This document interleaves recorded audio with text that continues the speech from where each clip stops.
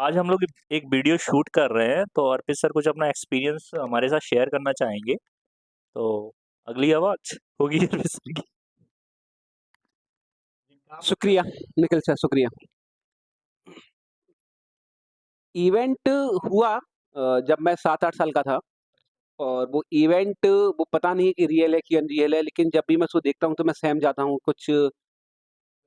हाँ, जब भी याद आती है उसकी, तो मतलब जैसे हम बैठे रहते हैं, कज़िन्स वगैरह हम बैठे रहते हैं, उसकी बातें होती हैं। जब मेरी उम्र 7-8 साल के करीब रही होगी और मैं जयपुर अपनी मौसी के यहाँ भैया की शादी में गया था। तो तकरीबन मेरी मौसी के घर से जो धर्मशाला थी, वो तकरीबन 3 से 4 किलोमीटर दूर थी। रात का समय था 12 बजे का, 12 साढ़े 12 बज रहे होंगे, फेरों का वक़्त हो रहा था और मौसी ने मेरे से बोला कि बेटा घर से ये सामान है और लेके आ जाओ। ठीक है, तो उस समय की बात है, हम 7-8 साल के थे, तो ना गाड़ी थी ना कुछ था, तो गाँव का माहौल था, तो निकल गए पैदल मैं और मेरे भाई। हम बातें करते हुए, सर्द रात, जनवरी का महीना।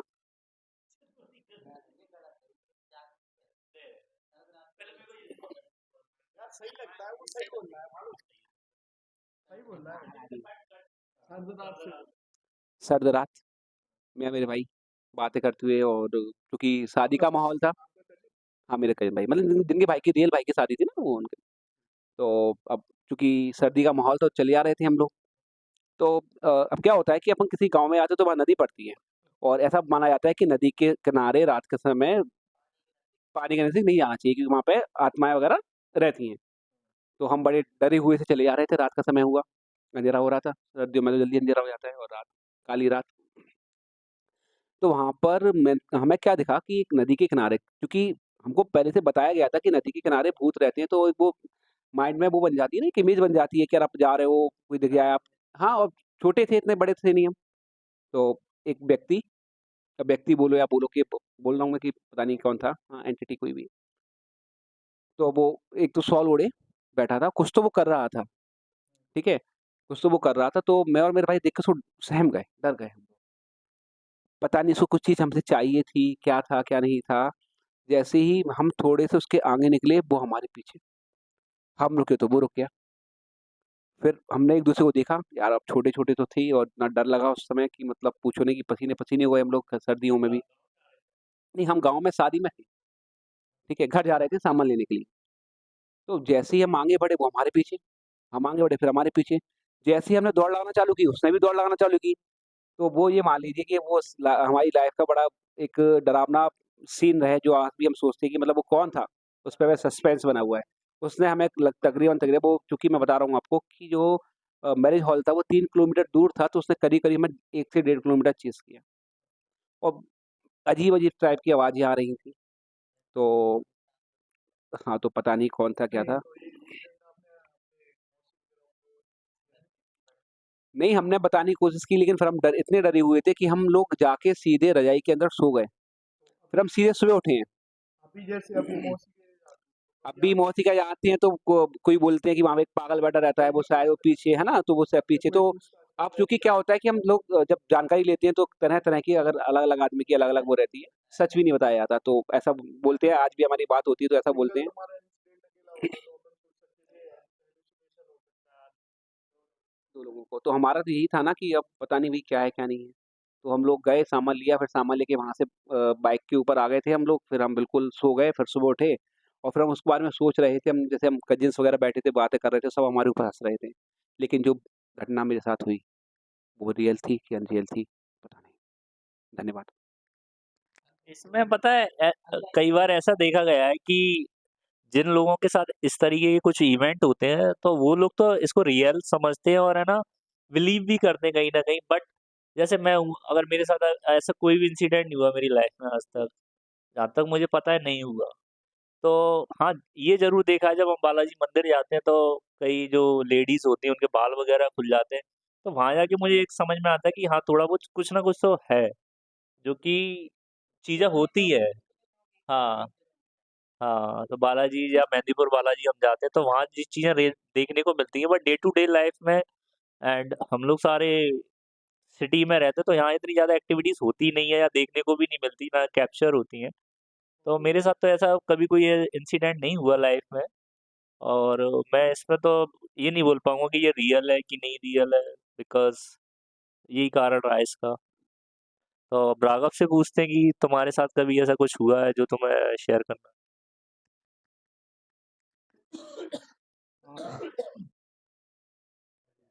Thank you Nikhil sir. मैं मैं बताना चाहूँगा, एक इंसिडेंट मेरे साथ भी हुआ है ऐसा। मैं भी इन चीज़ों को वैसे सच नहीं मानता हूँ कभी भी, और ना ही मुझे अभी भी इतना भी विश्वास है। लेकिन एक बार ऐसा इंसिडेंट हुआ है कि जिसे अपन कह सकते हैं एक पैरानॉर्मल एक्टिविटी हुई है मेरे साथ।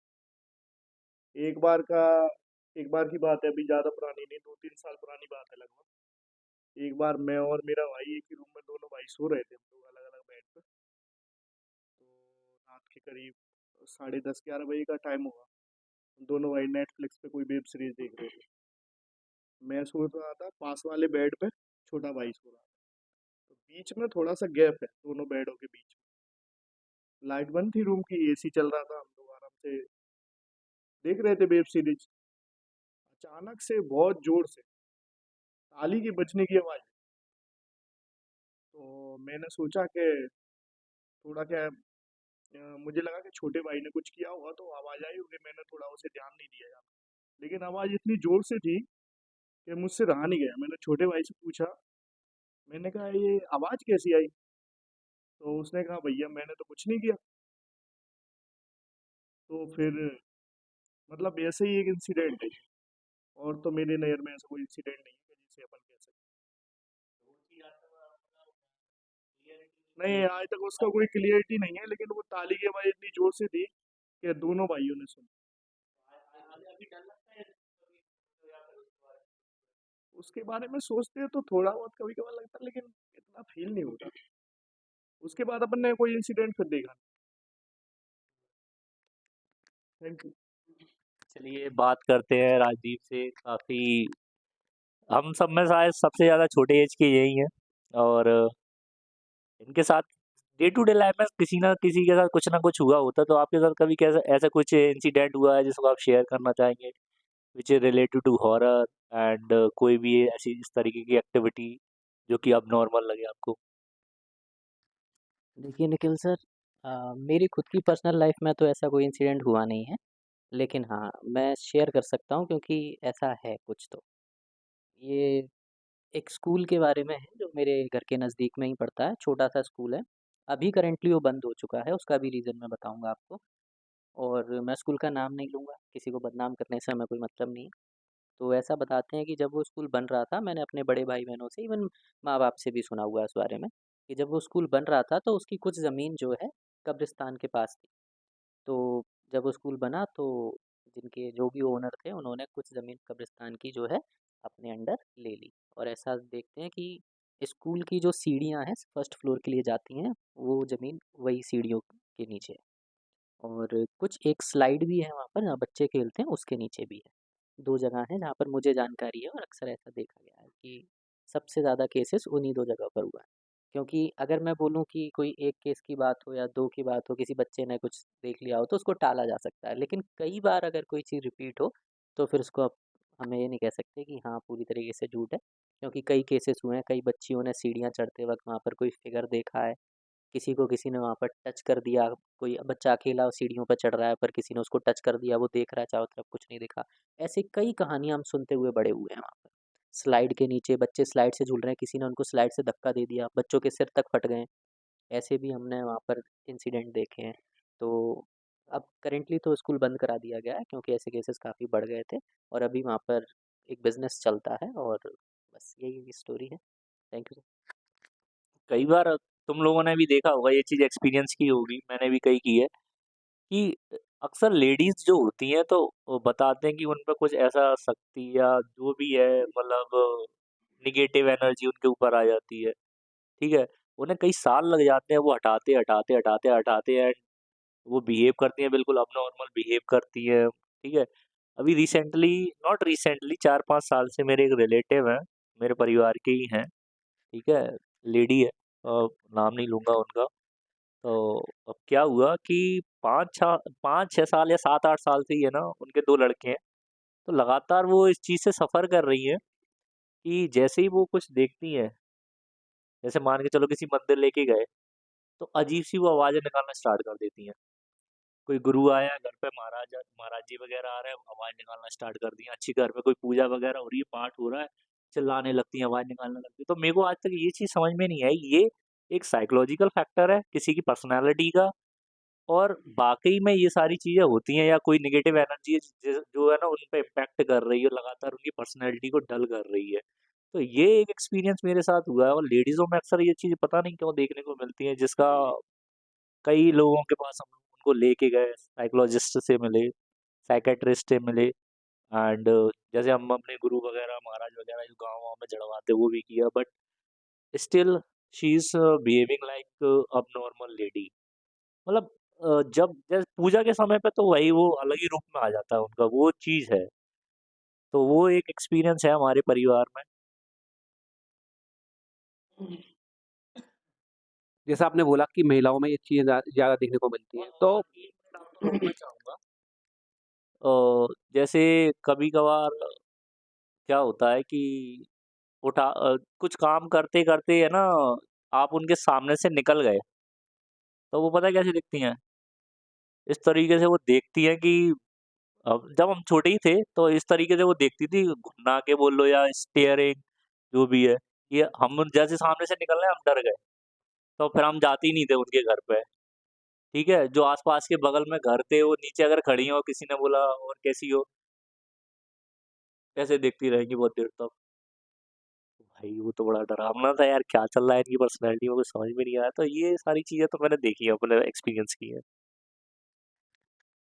जैसा कि आपने बोला कि ज़्यादातर ये महिलाओं में देखने को मिलता है, तो जहाँ तक मेरे को नॉलेज है, यहाँ तक वो बताया गया है, महिलाओं का शरीर हमसे ज़्यादा स्वच्छ होता है,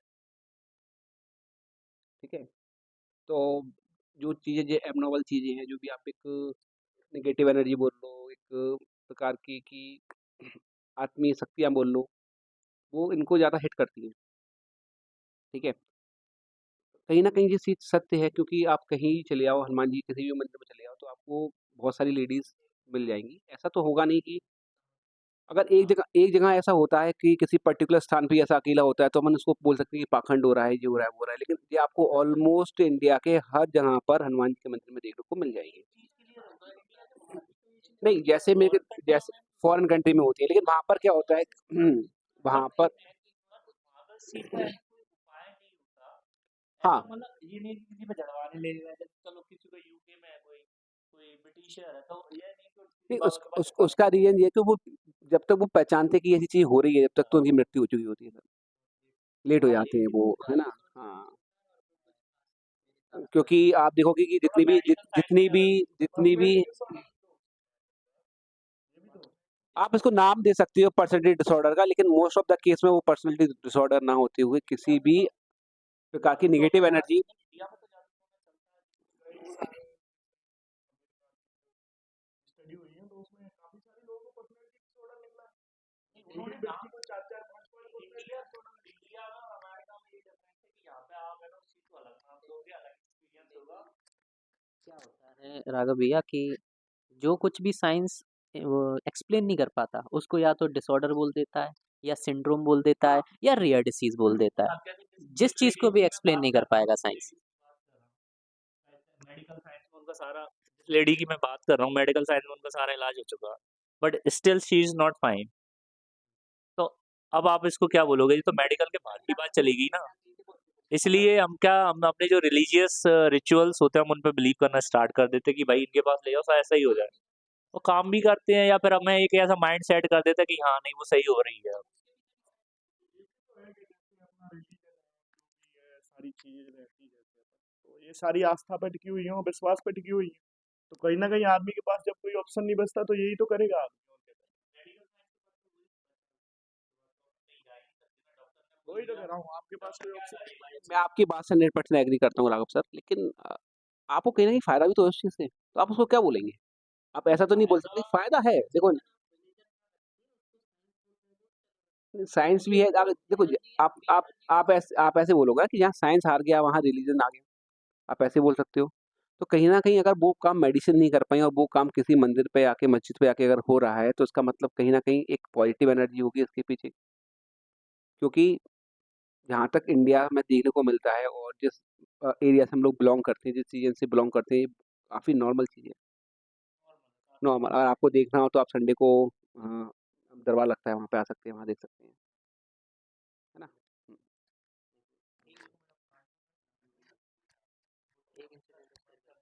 देखिए, एक इंसिडेंट मैं भी शेयर करना चाहूँगा, ये मैंने भी कहीं से सुना है और ये तो आप इंटरनेट पर ढूँढेंगे तो मिल जाएगा। एक सेलिब्रिटी हैं हॉलीवुड के, सिल्वेस्टर स्टेलोन, सब जानते होंगे, रॉकी मूवी शॉट किए हैं, सबसे फेमस हीरो में से एक हैं। उनके बेटे की डेथ हुई थी, तो उनको वो दिखता था, कभी सपने में दिखता था, कभी दिखता था, हैलुसिनेशन में दिखता था। वो बहुत परेशान थे, उन्होंने सारे उपाय कर लिए थे, चर्च जा लिया, सब कर लिया। मैं सिर्फ रिलीजन एक्सप्लेन करने की कोशिश कर रहा हूँ। लेकिन फिर किसी इंडियन ने उनको बताया कि एक बार पिंडदान करके और देख लो इंडिया जाके। वो इंडिया आए, वहाँ पे उन्होंने पिंडदान किया। यस, वो इंडिया आए थे, अपने बेटे, यस यस, अपने बेटे का पिंडदान किया है उन्होंने। उसके बाद से उनको वो दिखना बंद हो गया। आप चाहें तो चेक कर लीजिए, रियल है। जी जी, उनको खुद को दिखता था, सिल्वेस्टर स्टेलोन का बेटा उन्हीं को दिखता था आफ्टर डेथ। तो आप देखिए ना कि मतलब हॉलीवुड भी मान रहा है कहीं न कहीं भारत में कुछ ऐसी पॉजिटिव एनर्जी है जो इन चीज़ों को रोक रही है। तो इसलिए मुझे ऐसा लगता है क ख़ासकर जब आप स्टडी करते हो उसके ऊपर, आप फ़िलॉसफ़ी में बात करते हो उसके ऊपर कि इंग्लैंड में इससे रिलेटेड डेथ भी बहुत ज़्यादा होती हैं, जबकि एज़ कम्पेयर टू इंडिया इतनी बड़ी कंट्री होने के बाद भी इससे रिलेटेड डेथ का रेशियो बहुत ज़्यादा कम है ना? लेकिन मैं साथ ही साथ ये भी कहना चाहूँगा कि ये सारी बातें भी ठीक है, आपकी बात गलत नहीं कह रहा हूँ। लेकिन कहीं न कहीं इसका मिसयूज़ भी तो बहुत सारे लोग करते जा रहे हैं ना। ये भी तो देखिए आप, कहीं न कहीं लोगों के चढ़ावा उल्टे-सीधे, है ना? उनका शारीरिक शोषण भी तक लोग करते हैं। समझ रहे हो आप मेरी बात? जी, राघव जी, मैं आपकी बात से सहमत हूँ, लेकिन आप भी समझिए कि हर सिक्के के 2 पहलू होते हैं। अब आप किस रूप में उसको देखना चाह रहे हैं, वो आपके लिए डिपेंड करेगा। अगर आप परेशान हैं, तो आप उसको अच्छे वे में लेंगे। अगर आप परेशान नहीं हैं, आप पैसा कमाना चाहते हैं, तो उसको आप किसी भी रूप में देखेंगे। बे हाँ, व्यापार हो जाएगा।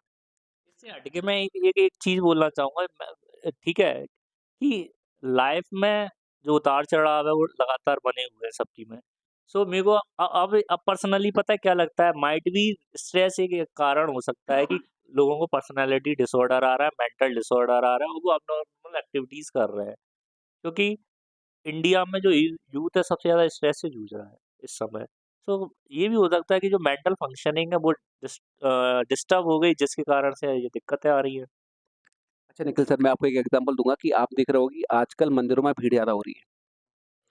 आप कहीं शोर सुनिए, कहीं हॉर्न की आवाज़ सुनिए तो आपको इरिटेशन होगा। लेकिन आप जब मंदिरों में घंटी की आवाज़ सुनते हैं, तो आपको इरिटेशन नहीं होता। आपको कामनेस फ़ील होती है। आप वहाँ पर भजन सुनिए, आप भजन कितनी भी लाउडनेस में सुन सकते हैं। लेकिन यही आप म्यूज़िक सुन रहे हो, तो आप देखोगे कि आपको इरिटेशन होगा। लेकिन आप मंदिरों में जाके देखिए तो कहीं न कहीं पॉज़िटिव एनर्जी है। कहीं न कहीं आदमी किसी चीज़ से जूझ रहा है तभी वो मंदिर की शरण ले रहा है। आदमी, जहाँ तक मेरे को नॉलेज है कि आदमी ने इतना पैसा मेडिकल साइंस में खर्च कर दिया है कि उसके पास अब पैसा भी नहीं है, इसलिए वो मंदिर का सहारा ले रहा है। और जहाँ तक बात सही है, आजकल का यूथ आप देख रहे हो, है ना? आ रहे हैं ना? बेकार ही चला यार, और भी तो आ रहे हैं। तो अपन वापस में बैक कर रहा हूँ ना, बैक कर रहा हूँ। हाँ, तो नहीं काहे के लिए बैक कर लेंगे, 2 मिनट बैक निकाल के नहीं आया। तो कहीं वहीं पे आ गए, वहीं आ रहे हैं, वहीं आ रहे हैं। हाँ, वही बता रहे, वही। तो जैसा कि आप देखो कि मंदिरों में भी चीज़ होने लगी हैं। जैसे सॉरी, एक छोटा-सा इंसिडेंट मैं आपको बताना चाहूँगा कि मैं एक बार बालाजी मंदिर जा रहा था, तो वहाँ पर हम परिक्रमा लगाते हैं भगवान की, तो वहाँ पर एक लेडी थी, जो बैठी हुई थी, वो भजन कर रही थी, वो एकदम से उत्तेजित हो गई और चिल्लाने लगी, ज़ोर-ज़ोर से शाउटिंग करने लगी, "मुझे छोड़ दो, मुझे मत मारो, मुझे मत मारो।" यानी कहीं न कहीं उनको कोई न कोई मार रहा होगा। अब हर बार के केस में ये पाखंड तो नहीं हो सकता। एक मैं आपको इंसिडेंट बता रहा हूँ मेरे साथ क्या हुआ था।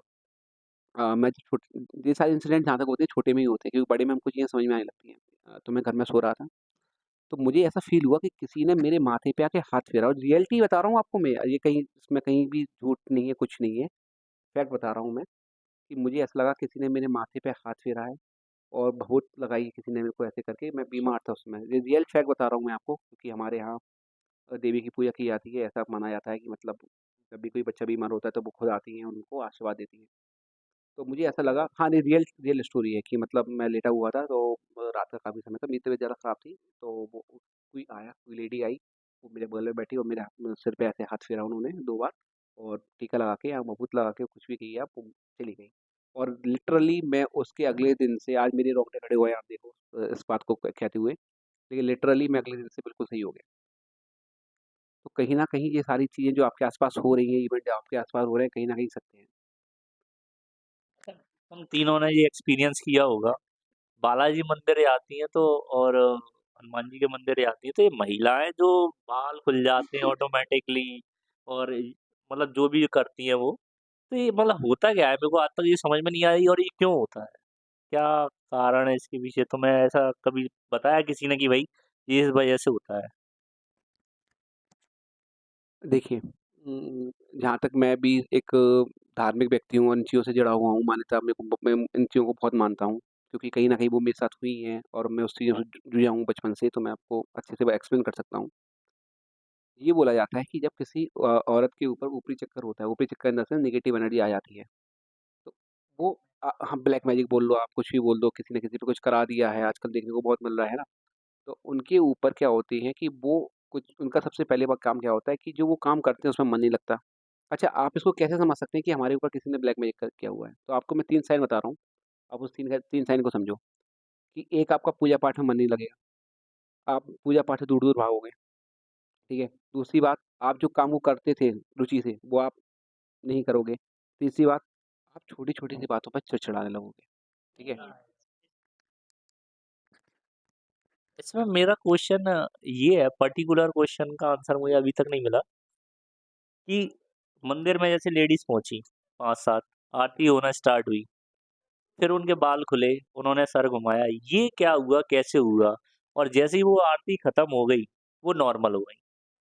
मतलब अब ये बीच में क्या हुआ इसका मेरे को अभी तक है ना किसी ने एक बोलते हैं ना डिटेल एक्सप्लेनेशन नहीं दिया कि यार क्यों हुआ, ये क्या कारण है? तो ये पता हो बता। इसका कोई खास एक्सप्लेनेशन कोई नहीं दे सकता आपको।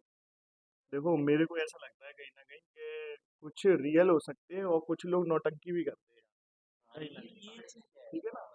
जैसे मैंने एक रियल इंसिडेंट देखा है हमारे घर के पास में, एक माँ का मंदिर है। तो उधर क्या होता था कुछ दिन पहले, मतलब करीब 4-5 साल पहले की बात है।